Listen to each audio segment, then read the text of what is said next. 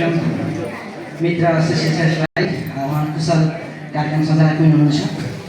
आज यस मासिक प्रोग्रेस संस्थाले आयोजना गरेको कार्यक्रमको प्रमुखज्यू कार्यक्रम समापन पछि फर्किया छु आज आफ्नै गाउँमा ताते ताते पढ्नको ठाउँमा साङ्गुरो थियो बाटो गल्ली चालो भाछ अहिले धेरै बसे परदेशमा खोजिन मैले बाध्यताले खरी बसे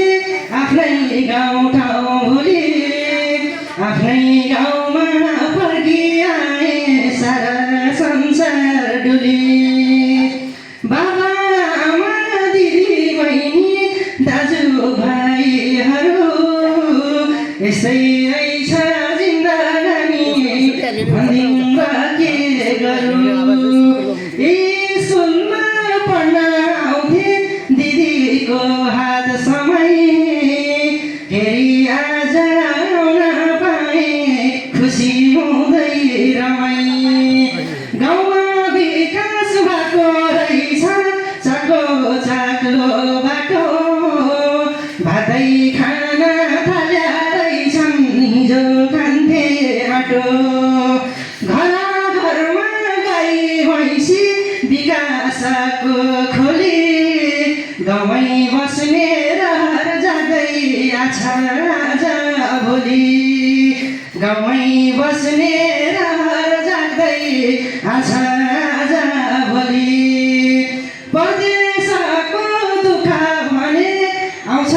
छाती चर्की सोचे जस्तो भए फेरि गाउँमा आउँछु फर्की सोचे जस्तो भए फेरि गाउँमा आउँछु फर्की विकासले गति ल्याछ फेर्याछ नि गाउँ मनले भन्छ यो गाउँ छोडी के परदेशमा जाउँ मनले भन्छ यो गाउँ छोडी के परदेशमा जाउँ त्यो साथीको चिसो पानी त्यो मर्दीको माछा अबै आउँछन् हाम्रो गाउँलाई भन्छन् सुन्दर छ सबै आउँछन् हाम्रो गाउँलाई भन्छन् सुन्दर छ युवा जति गाउँमा छैनन् सबै विदेश लाए युवा जति गाउँमा छैनन् सबै विदेश लाए गाउँमै बसे होलान् सबै केही उद्यामा पाए गाउँमै बसे होलान् सबै केही रोजगारी पाए सबै मिली यो गाउँको हेर्न पर्छ मुख आटो पिठो जे हुन्छ गर्दै दुःख सुख आटो पिठो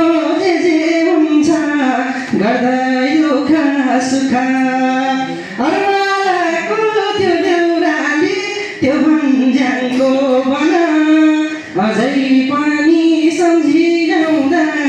भकानिन्छ मन अझै पनि सम्झिँदा भकानिन्छ मन पहिला पढ्दा सानो झुप्रो स्कुल थियो के रे भव्य महल बन्या रहेछ चारैतिर हेरे भव्य महल बन्या रहेछ चारैतिर हेरे थाहा छैन अब फेरि कहिले हो भनी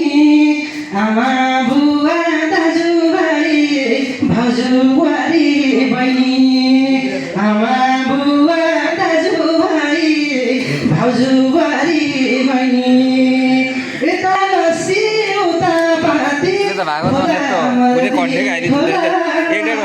अहिले सुरसु बाँचे फेरि कोही दिन भेट होला अहिले छोड्छु बाँचे फेरि भेट कहिल्यै होला। धन्यवाद।